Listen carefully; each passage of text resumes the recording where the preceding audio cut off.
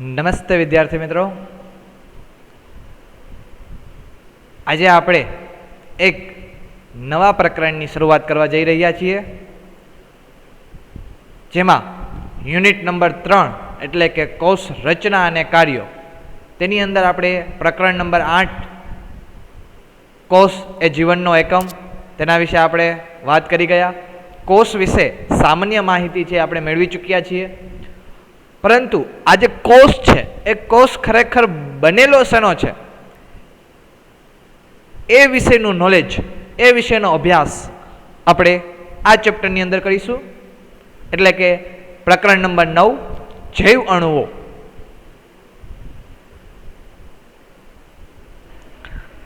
સામાન્ય રીતે વાત કરીએ તો કોષની અંદર મુખ્ય જૈવ અણુઓ કયા કયા છે, કે કોષ કયા કયા જૈવ અણુઓનો બનેલો છે, એ જે જૈવ અણુઓ છે રાઈટ, એ શેના બનેલા છે અને એ કેવી રીતે કોષનું નિર્માણ કરે છે, તેના વિશેનો અભ્યાસ આપણે આ ચેપ્ટરની અંદર કરીશું. તો શરૂઆત કરીએ પ્રસ્તાવનાથી. જીવાવરણની અંદર આપણને વિવિધ પ્રકારના સજીવો છે એ સજીવો જોવા મળે છે રાઈટ, કે અલગ અલગ સજીવો છે, વનસ્પતિઓ છે, પ્રાણીઓ છે, ફૂગ છે, પ્રોટિસ્ટા છે, બેક્ટેરિયા છે, નાના નાના સૂક્ષ્મ જીવો છે રાઈટ, વાયરસ છે. જોકે વાયરસને આપણે કોષ તરીકે નથી ગણતા, એક સજીવ તરીકે નથી ગણતા, પરંતુ એ જોવા તો મળે છે જીવાવરણની અંદર. તો આ બધા સજીવો જે છે કે જીવાવરણની અંદર જે વિવિધ વિવિધ પ્રકારના જોવા મળે છે, એ શેના બનેલા છે, કયા જૈવ અણુઓના બનેલા છે રાઈટ. આ પ્રશ્ન આપણને સામાન્ય રીતે થાય. એ પણ પ્રશ્ન થાય કે શું આ બધા જ સજીવો જે છે એ બધા જ સજીવો એક જ રાસાયણિક સંગઠનની દ્રષ્ટિએ છે, એટલે કે રાસાયણિક સંગઠનની દ્રષ્ટિ છે એ એક જ સરખી જોવા મળે છે, એ એક જ સમાન પ્રકારના તત્વો કે રસાયણો ભેગા થઈને બનેલા હોય છે? આ સામાન્ય રીતે આપણને પ્રશ્ન થાય કે અલગ અલગ સજીવો છે તો બધાની લાક્ષણિકતાઓ કેવી છે? અલગ અલગ છે. વનસ્પતિઓની લાક્ષણિકતા અલગ, પ્રાણીઓની અલગ, ફૂગની અલગ, બેક્ટેરિયાની અલગ રાઈટ, વિઘટકોની અલગ. તો આ બધાની લાક્ષણિકતાઓ અલગ અલગ છે. તો શું બધા જ સજીવો છે એ એક જ સમાન પ્રકારના તત્વોથી અથવા તો રસાયણથી ભેગા થઈને બનેલા છે રાઈટ? કારણ કે બધાની અંદર કોષ તો છે જ. તો કોષ હોય તો શું રાસાયણિક સંગઠન, તત્વો છે, રસાયણો છે એ સમાન છે રાઈટ? ઓકે, તો એ પ્રશ્નનો આપણે જવાબ છે એ જવાબ જો મેળવીએ રાઈટ, તો એના માટે આપણે અલગ અલગ સજીવોને છે એ નમૂનાઓનું પૃથ્થકરણ કરવું પડે રાઈટ. દાખલા તરીકે આપણે 3 સજીવો લેશું. કયા 3 સજીવો? તો કે પહેલું વનસ્પતિ પેશી, બીજું પ્રાણી પેશી અને ત્રીજું ઉપદ્રવી સૂક્ષ્મ જીવો એટલે કે સૂક્ષ્મ જીવો બેક્ટેરિયા, જેને આપણે સામાન્ય રીતે શું શેના તરીકે ઓળખીએ છીએ? બેક્ટેરિયા તરીકે પણ ઓળખીએ છીએ.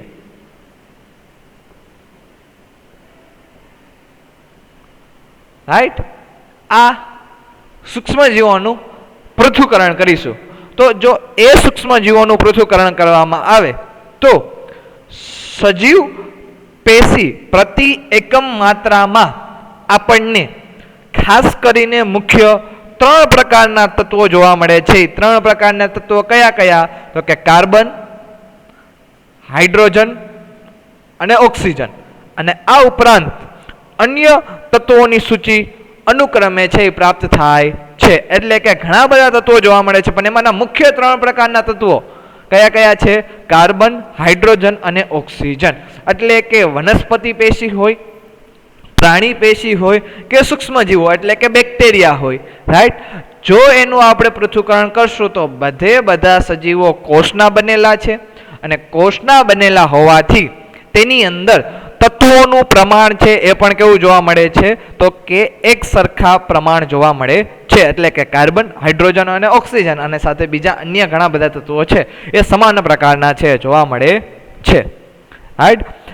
આ ઉપરાંત જો આવું જ પરીક્ષણ જેવું આપણે સજીવની અંદર કરેલું એવું જ પરીક્ષણ જો નિર્જીવ પદાર્થોની અંદર કરીએ રાઈટ, તો નિર્જીવ પદાર્થની અંદર જેવા કે ભૂપળ જમીનનું જે સ્તર છે એની અંદર આપણે એક ટુકડાનું કરીએ તો તેની અંદર પણ આપણને આ બધા તત્વો છે, આ બધા તત્વો એટલે કે ઉપરયુક્ત તત્વોની સૂચિ છે એ પ્રાપ્ત થાય છે. એટલે કે જે તત્વો આપણને સજીવની અંદર પ્રાપ્ત થાય છે એ જ તત્વો આપણને ક્યાં પ્રાપ્ત થાય છે? નિર્જીવ પદાર્થ એટલે કે ભૂપળની અંદર પ્રાપ્ત થાય છે. રાઈટ. દાખલા તરીકે કાર્બન, હાઇડ્રોજન અને ઓક્સિજન એ આપણને વનસ્પતિ પેશી, પ્રાણી પેશી અને બેક્ટેરિયામાં પ્રાપ્ત થાય છે. તો એ જ તત્વો, મુખ્ય તત્વો છે, આપણને ક્યાં પ્રાપ્ત થશે? ભૂપળની અંદર પ્રાપ્ત થશે કે જે નિર્જીવ પદાર્થ છે. તો ફરીથી એક પ્રશ્ન થાય, તો સજીવ અને નિર્જીવ, રાઈટ, આ બંનેની અંદર ફેર શું?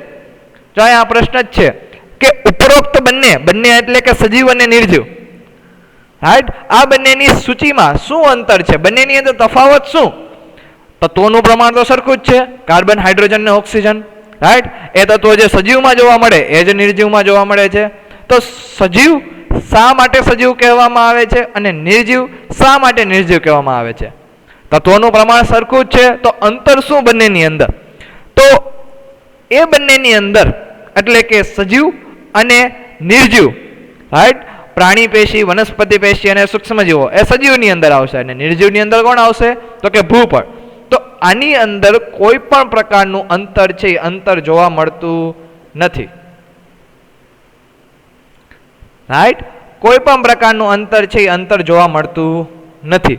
બધા જ તત્વો કે જે ભૂપળની અંદર જોવા મળે છે, ભૂપળના નમૂનામાં જોવા મળે છે, એ જ બધા તત્વો ક્યાં જોવા મળે છે? સજીવની અંદર જોવા મળે છે. એટલે કે સજીવની અંદર તત્વો છે એ જ તત્વો ક્યાં છે? ભૂપળની અંદર છે, જોવા મળે છે, રાઈટ. ઓકે. તો આ બધા જ જીવંત પેશીઓના નમૂનાઓમાં પણ જોવા મળે છે. જે બધા તત્વો આપણે વાત કરી, ખાસ કરીને કાર્બન, હાઇડ્રોજન અને ઓક્સિજન, એ જે તત્વો છે એ જે ભૂપળની અંદર જોવા મળે એ શેમાં જોવા મળે? જીવંત પેશીઓના નમૂનાઓમાં પણ છે એ જોવા મળે છે, રાઈટ. છતાં પણ જો આપણે સૂક્ષ્મ પરીક્ષણ કરીએ, રાઈટ, સૂક્ષ્મ પરીક્ષણ એટલે કે વધુ પરીક્ષણ કરીએ. અત્યાર સુધી આપણે શું વાત કરતા હતા? તો કે તત્વોની વાત કરતા હતા કે કાર્બન, હાઇડ્રોજન અને ઓક્સિજન છે એ સજીવની અંદર હોય તો એ જ તત્વો છે એ ક્યાં હશે? નિર્જીવની અંદર હશે. પરંતુ એની આપણે માત્રા ચકાસતા નહોતા, એની સાંદ્રતા નહોતા ચકાસતા, રાઈટ. એ સાંદ્રતા જોતા નહોતા. તો હવે થોડુંક સૂક્ષ્મ પરીક્ષણ કરીએ, હજી પણ થોડુંક વધારે પરીક્ષણ કરીએ. તો વધારે પરીક્ષણની અંદર આપણે કાર્બન અને હાઇડ્રોજનની માત્રા અને અન્ય તત્વોની સાપેક્ષ કોઈ પણ સજીવને ભૂપળ કરતા સામાન્યતા વધુ હોય છે. એટલે કે સજીવની અંદર જો કાર્બન અને હાઇડ્રોજનની આપણે માત્રા ચકાસીએ અથવા તો બીજા કોઈ તત્વોની માત્રા છે એ ચકાસીએ, રાઈટ, તો આ બધા તત્વોની જે માત્રા છે એ સજીવની અંદર કેવી જોવા મળે? વધુ જોવા મળશે. જ્યારે ભૂપળની અંદર કેવી જોવા મળશે? ઓછી જોવા મળશે. એટલે કે સજીવની અંદર, સજીવમાં આ કાર્બન, હાઇડ્રોજનની જે માત્રા છે એ ભૂપળ કરતા કેવી હોય? સામાન્ય રીતે કેવી હોય?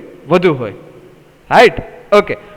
એ આપણને એક બુકની અંદર એક ચાર્ટ આપેલો છે, એ ચાર્ટ દ્વારા, રાઈટ, આપણે તુલના છે એ કરી શકીએ. દાખલા તરીકે ચાર્ટ જે છે, રાઈટ, એ છે આખો જે બોક્સ છે એ છે સજીવ અને નિર્જીવમાં જોવા મળતા તત્વોની તુલના. જે તત્વો સજીવ શરીરની અંદર જોવા મળે છે એ જ તત્વો છે એ ભૂપળની અંદર જોવા મળે છે. તફાવત ક્યાં છે? ફક્ત ને ફક્ત તફાવત છે સાંદ્રતાની અંદર. કોની અંદર છે? સાંદ્રતાની અંદર, રાઈટ. ઓકે. તો સૌથી પહેલા આપેલું આપ્યું છે હાઇડ્રોજનનું પ્રમાણ, જે ભૂપળની અંદર 0.14%, રાઈટ, જ્યારે માનવ શરીરની અંદર 0.5%. એ પછી કાર્બન છે ભૂપળની અંદર 0.03%, જ્યારે માનવ શરીરની અંદર 18.5%. એ પછી ઓક્સિજન છે 46.6% અને માનવ શરીરની અંદર 65%, રાઈટ. ખાસ કરીને આ ત્રણ તત્વો કાર્બન, હાઇડ્રોજન અને ઓક્સિજન, એ બાકીના તત્વો પણ ઉપયોગી છે પરંતુ એટલા બધા છે નહીં જેટલા હાઇડ્રોજન, કાર્બન અને ઓક્સિજન ઉપયોગી છે. એ પછી કયા કયા તત્વો છે? Nitrogen, sulphur, sodium, calcium, magnesium અને સિલિકોન, રાઈટ. આ ત્રણ તત્વો ખાસ કરીને છે એ કોની અંદર વધારે જોવા મળે છે? તો કે એ ત્રણ તત્વો ભૂપળ કરતા સજીવની અંદર એટલે કે માનવ શરીરની અંદર કેવું જોવા મળે છે? વધારે જોવા મળે છે. રાઈટ. તો ખાસ કરીને આ યાદ રાખજો. રેડી?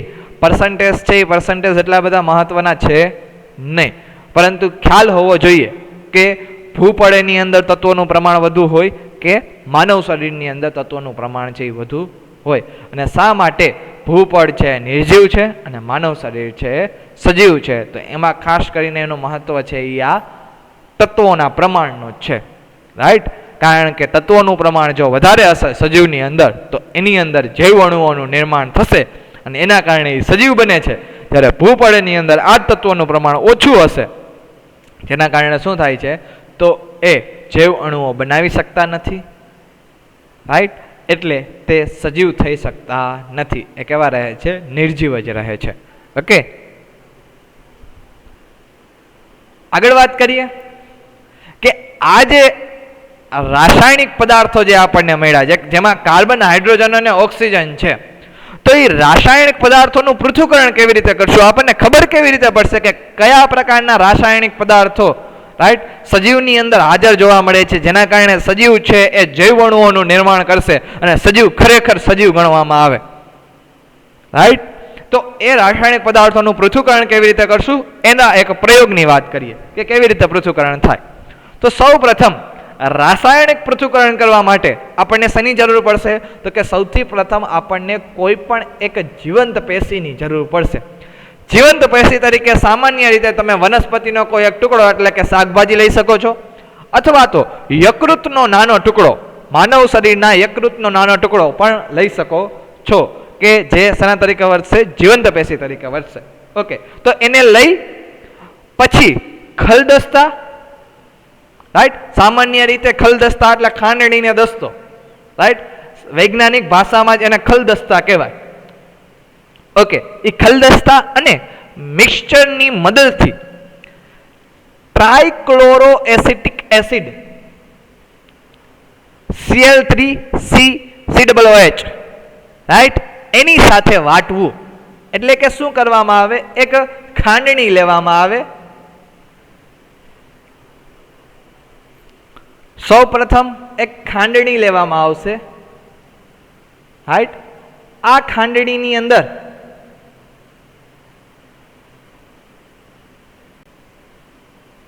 જે આપણી જીવંત પેશી છે એ જીવંત પેશીને નાખવામાં આવશે.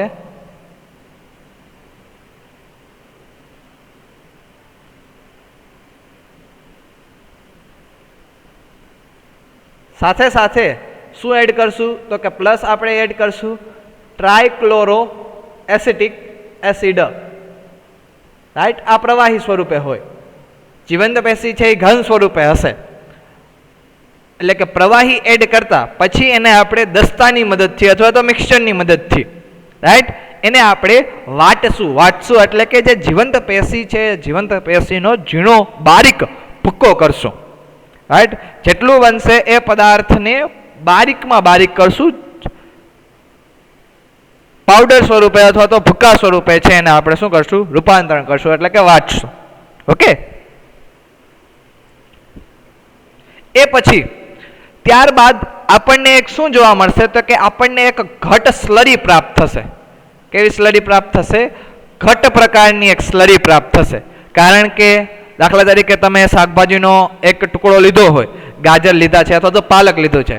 હવે એ પાલક ઉપર જ્યારે તમે પાણી નાખો, રાઈટ, અને પાણીથી અથવા તો તમે ટ્રાયક્લોરો એસિટિક એસિડથી જ્યારે એને તમે વાટો છો, આપણે ખાસ કરીને આ કેસની અંદર ટ્રાયક્લોરો એસિટિક એસિડ લઈએ છીએ, રાઈટ, ત્યારે તમે એને વાટશો તો કે પ્રોપર રીતે એનું વિઘટન નહીં થાય, પ્રોપર રીતે બારીક ભૂકો નહીં થાય, તો આપણને શું મળશે?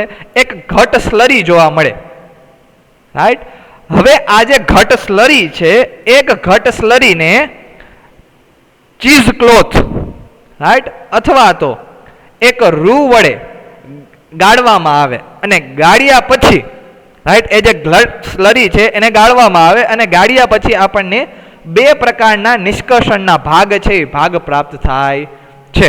કોઈ પણ વસ્તુને તમે ગાળી લ્યો એટલે એમાં બે પ્રકારના ભાગ જોવા મળે. એક તો ગળાયેલો જે પદાર્થ હોય એ, અને એક ગળાયેલો જે નો પદાર્થ હોય એ જે ગાળણની ઉપરની બાજુમાં જોવા મળે, ક્લોથમાં અથવા તો રૂના ઉપરની બાજુએ જોવા મળે. રાઈટ? એ પદાર્થ એટલે કે બે પ્રકારના નિષ્કર્ષણ પ્રાપ્ત થાય. એમાં એક ભાગ જે હોય એ એસિડ દ્રાવ્ય ભાગ હશે કે જે ગારણ અથવા તો ટેકનિકલી રીતે એને આપણે કયો ભાગ કહીએ છીએ? એસિડ દ્રાવ્ય ભાગ કહીએ છીએ, કારણ કે એ ભાગની અંદર જેવી અણુઓ આવેલા હોય એ એસિડમાં કેવા હોય? દ્રાવ્ય હોય. એટલે એ ભાગને, ગારણ ભાગને ટેકનિકલી રીતે આપણે શું કહીએ છીએ? એસિડ દ્રાવ્ય ભાગ કહીએ છીએ. રાઈટ.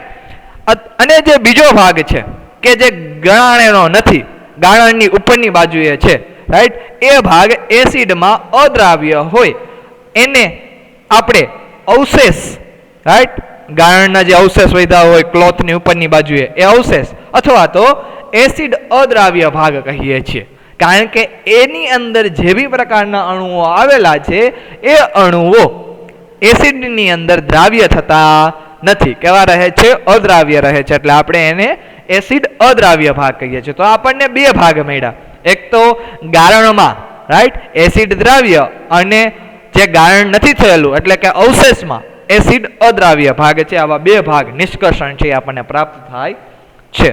રાઈટ.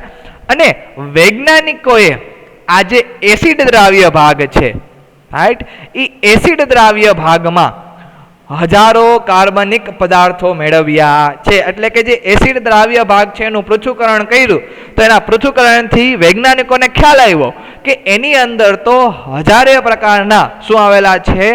નાના નાના જૈવ અણુઓ અથવા તો કાર્બનિક પદાર્થો છે, કાર્બનિક પદાર્થો જોવા મળે છે. તો કયા કયા પ્રકારના કાર્બનિક પદાર્થો છે અથવા તો જૈવ અણુઓ છે એ આપણે નેક્સ્ટ ટોપિકની અંદર જોશું. પણ એ પહેલા આપણે એક વિડીયો દ્વારા, રાઈટ, આ રાસાયણિક પદાર્થોનું જે પૃથ્થકરણ છે એ પૃથ્થકરણ સમજવાની ટ્રાય કરીએ. ઓકે,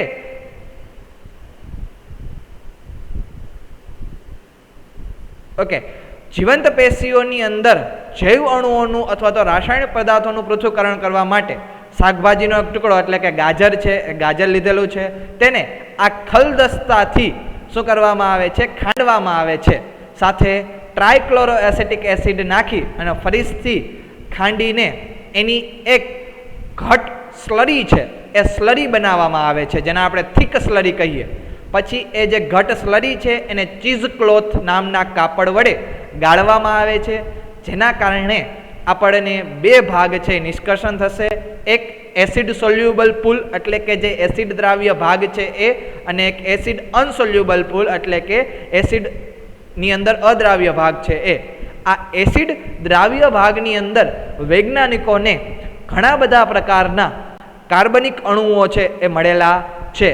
હવે આ કાર્બનિક અણુઓને અલગ કરવામાં આવે છે, તો એ માટે સેપરેશન ટેકનિકનો યુઝ કરવામાં આવશે. કઈ સેપરેશન ટેકનિક? તો કે ક્રોમેટોગ્રાફી અને સેન્ટ્રીફ્યુગેશન.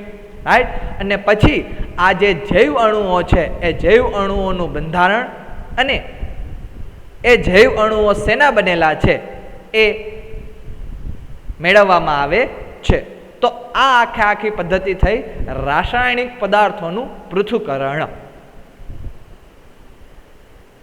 તો ચલો વિદ્યાર્થી મિત્રો, આ રાસાયણિક પદાર્થોનું પૃથ્થકરણ તો પૂરું થઈ ગયું. એના અંતે આપણને એ પણ ખબર પડી ગઈ કે તેની અંદર આપણને જૈવ અણુઓ છે એ અલગ અલગ અથવા તો વિવિધ પ્રકારના જૈવ અણુઓ મળવાના છે. રાઈટ. તો ફાઇનલી આ રાસાયણિક પદાર્થોનું પરિણામ શું આવેલું? રાઈટ. તો કે રાસાયણિક પદાર્થના નિતારણમાં એટલે કે જે એસિડ દ્રાવ્ય ભાગ છે એ એસિડ દ્રાવ્ય ભાગમાં, રાઈટ, પ્રાપ્ત થતા જે વિવિધ રસાયણો છે, વિશિષ્ટ રસાયણો છે, એ રસાયણોને આપણે અલગ અલગ પદ્ધતિની મદદથી એટલે કે જુદી જુદી પદ્ધતિઓની મદદથી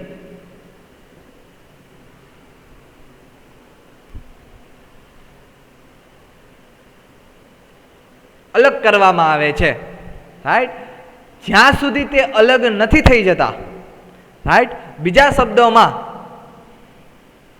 એક અલગ અથવા તો એક શુદ્ધ સંયોજન હોય છે.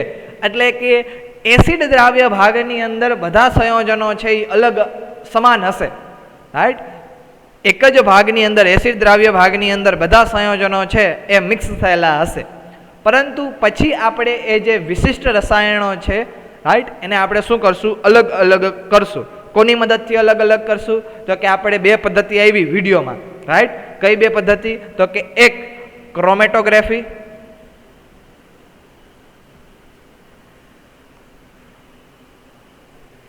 રાઈટ? પેલી કઈ પદ્ધતિ આવેલી? ક્રોમેટોગ્રાફી.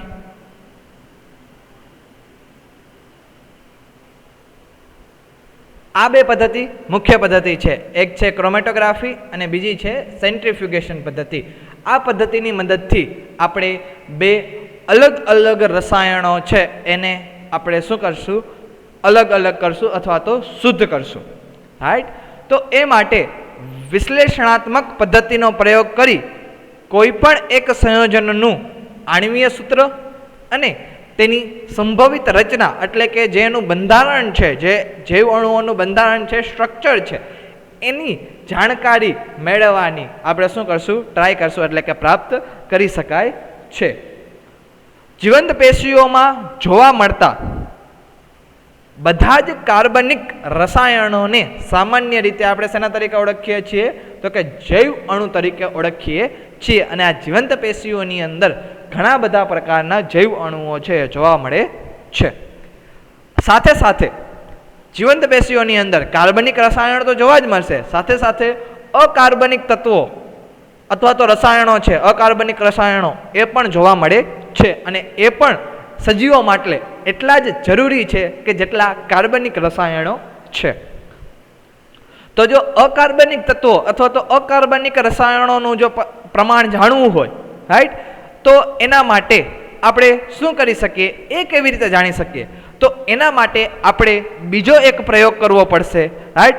એટલે કે થોડોક અલગ પૂરતો ખંડાત્મક પ્રયોગ છે, એ ખંડાત્મક પ્રયોગ છે એ કરવો પડશે. તો ચાલો શરૂઆત કરીએ એ પ્રયોગની કે જેના દ્વારા આપણને અકાર્બનિક તત્વો અથવા તો અકાર્બનિક રસાયણો વિશેની માહિતી મળશે. તો એ પ્રયોગની અંદર સૌથી પ્રથમ, રાઈટ, જીવંત પેશી લેવામાં આવશે. જીવંત પેશી તરીકે આ વખતે પર્ણ અથવા તો યકૃત, તેનું જે યકૃત લેવામાં આવશે.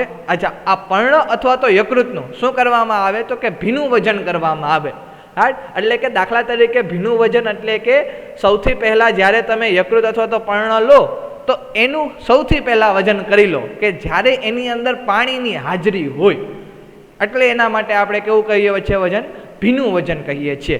એ પછી તે યકૃત અથવા તો પર્ણને છે એ સુકાવા દો, જેના કારણે શું થશે? તો કે તેના કારણે પાણી છે એ પાણીનું બાષ્પીભવન થશે. શું થશે? પાણીનું બાષ્પીભવન થશે.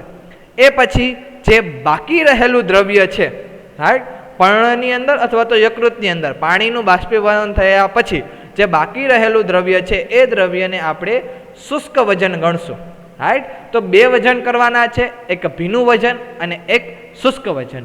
ભીનું વજન જ્યારે આપણે જીવંત પેશી લઈએ છીએ ત્યારે કરવામાં આવે છે, અને શુષ્ક વજન પાણીનું બાષ્પીભવન થઈ જાય એટલે કે પર્ણ અને યકૃત સુકાઈ જાય એ પછી આપણે કરવામાં આવશે, જેને આપણે શુષ્ક વજન તરીકે ઓળખશું. ઓકે, જો પેશીને, જીવંત પેશીને હવે સંપૂર્ણપણે દહન કરવામાં આવે તો બધા જ કાર્બનિક પદાર્થોનું ઓક્સિડેશન થઈ વાયુરૂપ પદાર્થ એટલે કે કાર્બન ડાયોક્સાઇડ અને પાણીની વરાળ દૂર થશે. એટલે કે હવે જીવંત પેશીને છે એનું દહન કરવામાં આવે. જ્યારે પણ જીવંત પેશીઓનું દહન થાય એટલે જે કાર્બનિક પદાર્થો છે, જે જૈવ અણુઓ છે, એ જૈવ અણુઓનું શું થશે? ઓક્સિડેશન થશે. અને જૈવ અણુઓનું ઓક્સિડેશન થતાં એ શેમાં રૂપાંતરિત થશે? તો કે વાયુરૂપ પદાર્થ એટલે કે કાર્બન ડાયોક્સાઇડ અને પાણીની જે વરાળ છે એની અંદર રૂપાંતરણ થશે અને એના દ્વારા એ શું થશે? દૂર થશે, રાઈટ? બાકીનો જે વધેલો ભાગ છે એટલે કે વધેલા પદાર્થને શેના તરીકે ઓળખવામાં આવશે? તો કે રાખ તરીકે ઓળખવામાં આવશે. અને આ રાખની અંદર જ આપણને શું જોવા મળશે? તો કે અકાર્બનિક તત્વો છે, અકાર્બનિક તત્વો જોવા મળશે. કયા કયા અકાર્બનિક તત્વો છે? તો કે કેલ્શિયમ, રાઈટ, મેગ્નેશિયમ, આ ઉપરાંત ઝિંક, બોરોન, આ બધા જે અકાર્બનિક તત્વો છે, અકાર્બનિક રસાયણો છે, એ રસાયણો આપણને રાખની અંદર જોવા મળે, રાઈટ? તો આ જે પ્રયોગ છે એ શેના માટે છે? અકાર્બનિક તત્વોના પૃથ્થકરણ માટે છે, રેડી? તો જે રાસાયણિક પદાર્થોની પૃથ્થકરણની અંદર જ આવશે, રાઈટ? રાસાયણિક પદાર્થોમાં બંને પ્રકારના તત્વોનું પૃથ્થકરણ થાય, કાર્બનિક તત્વોનું પણ પૃથ્થકરણ કરવામાં આવશે. એના માટેનો પ્રયોગ આપણે જોઈ ચૂક્યા છીએ. આ જે પ્રયોગ છે એ શેના માટેનો છે? અકાર્બનિક તત્વોના પૃથ્થકરણ માટેનો છે. રેડી વિદ્યાર્થી મિત્રો? તો આ હતું અકાર્બનિક તત્વોનું રાસાયણિક પદાર્થોનું પૃથ્થકરણ. ઓકે, તો આ જે પ્રયોગ છે એ પ્રયોગને એક વિડીયો દ્વારા સમજવાની આપણે ટ્રાય કરીએ, રાઈટ? ઓકે, કોઈ પણ સજીવ છે એ સજીવની અંદર અકાર્બનિક તત્વો પણ જોવા મળે છે, જેવી રીતે કે સોડિયમ ક્લોરાઇડ એટલે કે NaCl અને કેલ્શિયમ કાર્બોનેટ, રાઈટ? ઓકે, તો એ અકાર્બનિક પદાર્થોનું આપણે પૃથ્થકરણ છે એ કેવી રીતે કરશું? તો કે સૌ પ્રથમ એક પર્ણ લેશું અને એ પર્ણનું વજન કરશું. 4 ગ્રામ પર્ણનું વજન જોવા મળે છે. આ વજનને આપણે ભીનું વજન કહેશું. કેવું કહેશું? ભીનું વજન એટલે કે વેટ. ઓકે, એ પછી પર્ણને સુકાવા દેવામાં આવે છે અને ફરીથી પર્ણનું વજન કરવામાં આવે છે, જે આપણને 2 ગ્રામ જોવા મળે છે, જેને આપણે શુષ્ક વજન કહેશું, ડ્રાય વેટ. એ પછી પર્ણનું દહન કરવામાં આવે છે અને પર્ણના દહનથી મળતી જે રાખ છે, રાઈટ, એ રાખની અંદર અકાર્બનિક તત્વો છે એ અકાર્બનિક તત્વો જોવા મળે છે. કયા કયા અકાર્બનિક તત્વો હોય? તો કે કેલ્શિયમ, મેગ્નેશિયમ અને પોટેશિયમ. આ પ્રકારના અકાર્બનિક તત્વો છે આપણને જોવા મળે છે, રાઈટ? પર્ણનું જ્યારે દહન કરવામાં આવે ત્યારે કાર્બનિક તત્વો છે એનું દહન થાય છે, એનું ઓક્સિડેશન થાય છે અને એ CO2 અને પાણીની વરાળ સ્વરૂપે છે એ મુક્ત થાય છે અને બાકી વધેલી જે રાખ છે એ રાખમાં આપણને અકાર્બનિક તત્વો છે જોવા મળશે. તો આ શું થઈ ગયું? અકાર્બનિક તત્વોનું રાસાયણિક પદાર્થોનું પૃથ્થકરણ. કાર્બનિક તત્વો અને અકાર્બનિક તત્વો બંનેનું પદાર્થોનું પૃથ્થકરણ છે એ અહીંયા પૂરું થાય. ઓકે, તો આ ઉપરાંત રાસાયણિક પદાર્થના પૃથ્થકરણમાં કયા પ્રકારના અકાર્બનિક તત્વો જોવા મળે છે? શું ફક્ત કેલ્શિયમ, મેગ્નેશિયમ અને પોટેશિયમ જ અકાર્બનિક તત્વો જોવા મળે છે? એવું છે? ના, એવું નથી. આ ઉપરાંત બીજા ઘણા પ્રકાર બધાના જે અકાર્બનિક તત્વો છે એ પણ આપણને રાસાયણિક પદાર્થોની અંદર એટલે કે જીવંત પેશીની અંદર જોવા મળે છે. આ ઉપરાંત બીજા અકાર્બનિક રસાયણો જેવા કે સલ્ફેટ, ફોસ્ફેટ, રાઈટ, આ બધા જે અકાર્બનિક રસાયણો છે કે જે આપણને એસિડ દ્રાવ્ય ભાગમાં જોવા મળે છે. ક્યાં જોવા મળે છે? એસિડ દ્રાવ્ય ભાગમાં. રેડી? ઓકે, આ કારણે તત્વીય પૃથ્થકરણથી કોઈ પણ જીવંત પેશીઓના તત્વીય સંયોજનો હાઇડ્રોજન, ઓક્સિજન, ક્લોરીન, કાર્બન આ વગેરેની જાણકારી છે પ્રાપ્ત થાય છે. એટલે કે તત્વીય પૃથ્થકરણ કરો તો જેની અંદર કાર્બનિક અને અકાર્બનિક એટલે કે તત્વીય સંયોજનો છે, જીવંત પેશીઓની અંદર તત્વીય સંયોજનો છે એ જોવા મળશે. કયા કયા સામાન્ય રીતે તત્વીય સંયોજનો છે? તો કે ઘણા બધા છે. કાર્બન છે, હાઇડ્રોજન છે, ઓક્સિજન છે, ક્લોરીન, મેગ્નેશિયમ, પોટેશિયમ, રાઈટ? આ બધાનું આપણને સંયોજન છે, સંયોજન જીવંત પેશીની અંદર જોવા મળશે. આ ઉપરાંત આ તત્વો પણ નહીં પણ આ ઉપરાંત આપણને ઘણા બધા ક્રિયાશીલ સંયોજનો છે, ક્રિયાશીલ સંયોજનો પણ જોવા મળે છે, જેવી રીતે કે આલ્ડીહાઇડ છે, કીટોન છે અને એરોમેટિકના જે સંયોજનો છે એની પણ ઓળખ છે એ થઈ શકે છે. કોની અંદર? જીવંત પેશીઓની અંદર, રાઈટ? ઓકે, અને રાસાયણિક પરીક્ષણથી અથવા તો રસાયણોના પરીક્ષણથી આપણને જીવંત પેશીઓમાં પ્રાપ્ત થતા કાર્બનિક એઝ વેલ એઝ અને અકાર્બનિક આ બંને સંયોજનોની છે જાણકારી છે મળે છે. તો આ રાસાયણિક પદાર્થોનું જે પરીક્ષણ છે એ પરીક્ષણ અહીંયા પૂર્ણ થાય. એનું જે રિઝલ્ટ છે એટલે કે એનું જે પરિણામ છે એ પરિણામથી આપણને એટલી ખબર પડે છે કે જીવંત પેશીઓની અંદર કાર્બનિક પદાર્થોની સાથે સાથે અકાર્બનિક પદાર્થોનું સંયોજન છે એ પણ જોવા મળે છે. જો કાર્બનિક પદાર્થ જ જીવંત પેશીઓમાં હોય અને અકાર્બનિક પદાર્થ ન હોય, અથવા તો ઉલટું કરો કે જીવંત પેશીઓની અંદર અકાર્બનિક પદાર્થ છે, કાર્બનિક પદાર્થ નથી, તો જીવંત પેશી છે એ કોઈ પણ સંજોગોની અંદર જીવંત રહી શકે નહીં. જીવંત પેશીઓની અંદર જો એને જીવંત રહેવું હોય તો કાર્બનિક પદાર્થોની સાથે સાથે અકાર્બનિક